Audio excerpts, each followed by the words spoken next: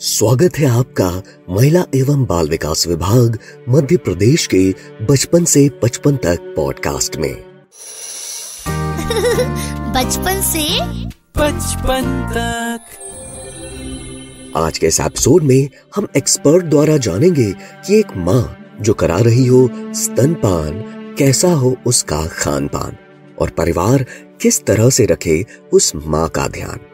मगर हर बार की तरह इस पर बात शुरू करने से पहले आइए जानते हैं पिछले एपिसोड के विजेताओं के नाम, जिन्होंने हमें लिखा।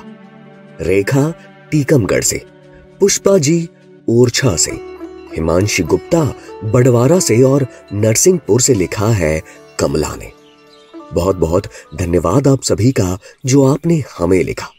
अब मैं आपका होस्ट, आपका दोस्त, आपको आगे लेकर के चलता हूं जहां हम जानेंगे हमारी एक्सपर्ट डॉक्टर शीला भांबल की राय, जो कि भूतपूर्व professor and head of the department रही हैं शिशु रोग विभाग, गांधी मेडिकल कॉलेज में, और अब इन्हें सरकार द्वारा प्रोफेसरशिप प्राप्त है। साथ ही स्तनपान कमेटी की कंसल्टेंट एक्सपर्ट है, जो देश विदेश में स्तनपान जैसे जरूरी विषयों पर लोगों को जागरूक और जानकार बनाने में अहम योगदान दे रही हैं। आज का हमारा विषय है स्तनपान, जिसमें हमने हमारे एक्सपर्ट से सवाल पूछा कि एक माँ जो करा रही हो स्तनपान, कैसा हो उसका खान पान और परिवार किस तरह से रखे उस माँ का ध्यान। आइए जानते हैं एक्सपर्ट की राय। स्तनपान कराने वाली महिला को बहुत जैसे मैंने बताया कि खुद का नहीं, लेकिन अपने बच्चे का इनको पूर्ति करना होती है खाने की। इसलिए इस माँ को ऐसा कहा गया है कि जितने ऐसे वैज्ञानिक लोग कहते हैं और दिखाया गया है कि जितनी मनुष्य काल में जितनी ऊर्जा और पौष्टिकता की जरूरत एक दूध पिलाने वाली माँ को होती है, उतनी शायद पत्थर फोड़कर काम करने वाले जो मजदूर है उनको भी इतनी ऊर्जा की जरूरत नहीं है। उससे भी अधिक ऊर्जा की जरूरत इस माँ को है जो दूध पिला रही है, तभी वो अपनी और बच्चे की पौष्टिकता बना के रख सकती है।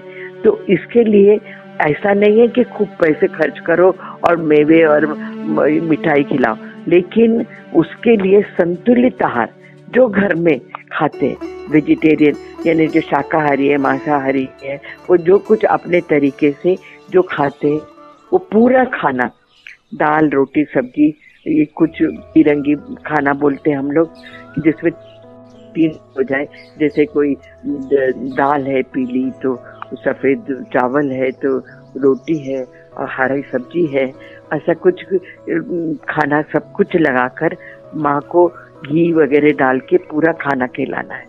3 बार उसका खाना होएगा। एक बार सुबह जो नाश्ता लेते हैं और लंच या दोपहर का भोजन और ये रात का भोजन, ये 3 आहार जो आम लोग लेते वैसे ही उसके पूरी थाली लगा के मिलेगी। उसके अलावा इस माँ को क्योंकि अधिक ऊर्जा, अधिक प्रोटीन की आवश्यकता, अधिक संतुलित भोजन की आवश्यकता है, तो उसको लिए 2 बार नाश्ता अधिक देना है। यानी सुबह उठते से दलिया दूध, वो हमारे प्रचलित है, हमारे सबके घर में माँओं को दिया जाता है। वो ये सोचते कि इससे दूध ज्यादा आएगा, लेकिन कुछ भी सोचे पर 2 माँ को, क्योंकि माँ को ये पौष्टिकता मिलना बहुत आवश्यक है। इसलिए सुबह उठते से वो दूध, गुड़, दूध में पकी हुई दलिया और गुड़ और कुछ अगर हो उनके पास कुछ ऐसे पदार्थ कि जैसे किशमिश है, कोई और भी चीजें हैं, खारक के टुकड़े, खोबरे के टुकड़े, कोकोनट, इसकी वो सब कुछ क्रश करके डाल सकते और इससे बहुत ज्यादा ऊर्जा और शक्ति माँ को मिल सकती है। और उसी प्रकार से 4 बजे जो लंच और दोपहर का खाना और रात का खाने के बीच का समय, उसमें केवल चाय और पराठा भी दिया तो बात अलग है। बहुत ही गरीब कुछ नहीं दे सकते, तो जो रोटी सुबह की पड़ी वही 2 रोटी अधिक खाओ, या फिर लड्डू घर में बनते, विशेषकर बनाते हैं अपने घरों में, तो वो भी आप दे सकते हैं, सुबह उठकर भी दे सकते हैं। और उसके अलावा तब भी वो दलिया दूध या दूध, मूंग की दाल या कोई भी दाल मिलाकर दलिया के साथ खा सकती है, एक एक्स्ट्रा। तो ये 2 एक्स्ट्रा जो दलिया, दूध या दाल दलिया या लड्डू और ऐसे पराठा या ऐसा कुछ खा ले बीच में 2 बार, तो उसके पूरे ऊर्जा जो जरूरत है अपने आप पूरी हो जाएगी। इसलिए ये मत सोचो कि ये नहीं देना वो नहीं देना। अभी ये जो दूध पिलाने वाली माता है उनको पानी कम से कम, कोई भी मौसम हो, कम से कम 2 लीटर द्रव, या तो दूध हो, चाय हो, पानी हो, ये सब कुछ देना है। और इन महिलाओं को व्रत वगैरह रहने के लिए, रखने के लिए तो धार्मिक लोग भी मना करते हैं कि क्या फायदा, तो व्रत न रखे तो अच्छा है। और उसके साथ साथ कैल्शियम, मल्टीविटामिन और आयरन की गोलियां, ये सब कुछ, विटामिन ए वगैरह, ये पदार्थ, ये सब कुछ जो आंगनवाड़ी में या सरकारी केंद्रों पे, स्वास्थ्य केंद्रों पे मुफ्त में मिलता है। वहां जाके उसको अपना नाम रजिस्टर करवाना है और उसको फ्री में ये सब कुछ दवाइयाँ मिल जाएंगी जो पूरक होती है।